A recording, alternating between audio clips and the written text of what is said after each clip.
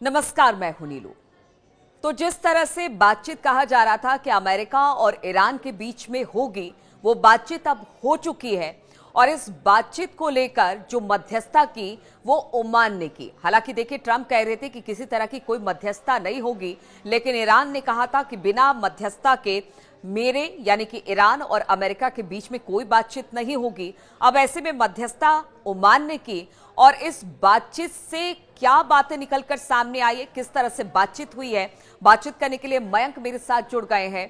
मयंक, जिस तरह से अमेरिका और ईरान के बीच में बातचीत हुई, मध्यस्थता ओमान ने की, इस बातचीत को हम किस तरीके से देखें?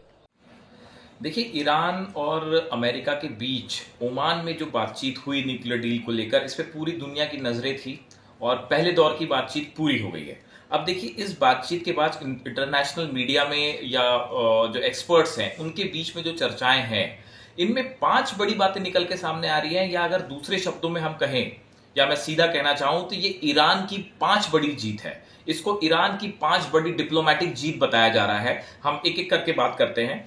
देखिए, पहली बात, ईरान शुरू से यह कह रहा था कि हम सीधी बात अमेरिका से नहीं करेंगे, और बिल्कुल वैसा ही हुआ। जो मुलाकात ओमान में हुई, उसमें इस मुलाकात में बैठक में देखिए अमेरिका की तरफ से स्टीव विटकॉफ शामिल थे, जो कि ट्रंप के एनवॉय हैं। साथ में अब्बास अराक्ची थे, ईरान के जो विदेश मंत्री हैं, और ओमान के विदेश मंत्री बद्र बिन हमाद। इनकी सबसे अहम भूमिका हुई। बताया जा रहा है कि एक अलग कमरे में ये तीनों लोग मौजूद थे और कुछ ट्रांसलेटर मौजूद थे जिनके जरिए ये बात हुई है। तो ईरान देखिए शुरू से ये एम्फेसिस कर रहा था कि ये बातचीत एक मीडिएटर के जरिए होगी, और वैसा ही हुआ। ये ईरान की पहली बड़ी जीत है। दूसरी बड़ी जीत देखिए, लगातार ट्रंप एडमिनिस्ट्रेशन की तरफ से धमकियां आ रही थी कि अगर ईरान इस डील के लिए तैयार नहीं होता है या डील नहीं होती है तो हम ईरान पे हमला कर देंगे, ईरान पे ऐसा हमला होगा कि हमेशा याद रहेगा। लेकिन इस बातचीत के दौरान किसी भी इस तरह की धमकी या प्रेशर का इस्तेमाल नहीं किया गया। देखिए, ईरान की तरफ से यह भी कहा गया है और अमेरिका की तरफ से भी बात सामने आई है कि बेहद शांतिपूर्ण माहौल में यह बात हुई। ईरान के ऊपर किसी भी तरह की धमकी या हमले की बात इस टॉक्स में नहीं हुई है। यह ईरान की दूसरी बड़ी जीत है। तीसरी बड़ी जीत, इस डील में ईरान किसी भी तरह के दबाव में नहीं आया है। इस चर्चा के दौरान आप देखिए, मीडिएटर के थ्रू बात हुई है, रिस्पेक्टफुल माहौल में बात हुई है। ईरान के ऊपर बड़ा प्रेशर था पिछले 1 महीने से, लेकिन हमने आपको पहले भी बताया कि पूरे रमजान के पीरियड में जिस तरह से ईरान ने अपनी पावर का स्ट्रेंथ शो करी, चाहे मिलिट्री हो, चाहे एयर फाइटर्स प्लेन्स हो, मिसाइल्स हो, सब के सब उन्होंने सबका इस्तेमाल करते हुए उन्होंने एक संदेश दिया कि हम किसी के सामने झुकेंगे नहीं। ये तीसरी बड़ी जीत हुई। किसी भी तरह के दबाव में ईरान नहीं आया। चौथी बड़ी जीत, इस पूरी डील के बाद, इस पूरी जो डील में जो पहली दौर की बातचीत हुई है, इसके बाद ईरान की तरफ से यह कहा गया कि हम एक फ्री और फेयर डील चाहते हैं। हम किसी तरह की ऐसी डील नहीं चाहते कि जिसमें ईरान दबाव में आ जाए। उनकी तरफ से साफ कहा गया सिर्फ न्यूक्लियर प्रोग्राम को लेकर होगी, मिसाइल्स या बैलिस्टिक मिसाइल्स के प्रोग्राम को लेकर नहीं होगी। ये ईरान की चौथी बड़ी जीत है जिसमें साफ संदेश दिया गया।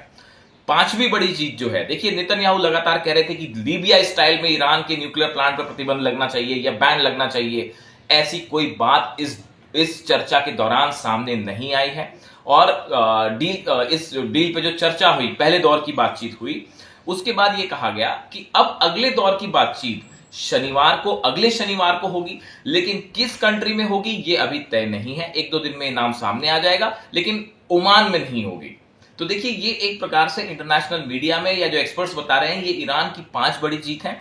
और इस बैठक को लेके ये माना जा रहा है कि आने वाले कुछ दिनों में ये जो टॉक्स है किस दिशा में आगे बढ़ती हैं, ये सामने आएगा। तो क्या आप जिस तरह से कह रहे हैं कि उम्मीदों भरी ये बातचीत थी और आगे आने वाले शनिवार को अब एक बार फिर से दूसरे दौर की बातचीत होगी, तो क्या हम इसे एक सकारात्मक बातचीत के तौर पर देख सकते हैं? देखिए, जहां तक ये सवाल है कि अब ये टॉक्स का आगे क्या होगा, क्या ईरान और अमेरिका के बीच में कोई न्यूक्लियर प्रोग्राम को लेकर समझौता हो पाएगा, ये ऐसे सवाल हैं जो बेहद उलझे हुए हैं। देखिए, इस बैठक के बाद जो बैठक हुई, इस बैठक में देखिए एक तो कई बड़ी स्पेसिफिक चीजें हैं। इस बैठक की ज्यादा तस्वीरें बाहर नहीं आई। जहां पे स्टीव विटकॉफ थे या अब्बास अराक्ची थे, जब आमने सामने थे, तो इसको लेके किसी तरह की तस्वीरें सामने नहीं आई हैं। और देखिए दूसरी एक बड़ी चीज ये है कि एक अलग कमरे में ये टॉक्स हुए, काफी सीक्रेटिव माहौल में इस पे चर्चा हुई है। और देखिए बैठक के बाद एक गौर करने वाली बात है कि अब्बास अराक्ची जो विदेश मंत्री हैं ईरान के, इनका बयान आया है, neither we nor the other party want fruitless negotiations, discussions for discussions sake. उनकी तरफ से मैसेज साफ है कि देखिए हम सिर्फ बातचीत करने के लिए बात नहीं करना चाहते, जैसे पिछली बार हुआ था कि ओबामा एडमिनिस्ट्रेशन ने ईरान के साथ न्यूक्लियर डील करी और फिर ट्रंप आए सत्ता में तो उन्होंने डील कैंसिल कर दी। ईरान का कहना ऐसा है कि भाई हम एक ऐसा समझौता चाहते हैं जो टिकाऊ हो, लंबे समय तक चले। कहने का मतलब यह है कि ईरान की तरफ से, देखिए हम बार बार कह रहे हैं कि एक डिप्लोमेटिक स्टैंड जो लिया गया पिछले 1.5-2 महीने में बहुत मैच्योर है।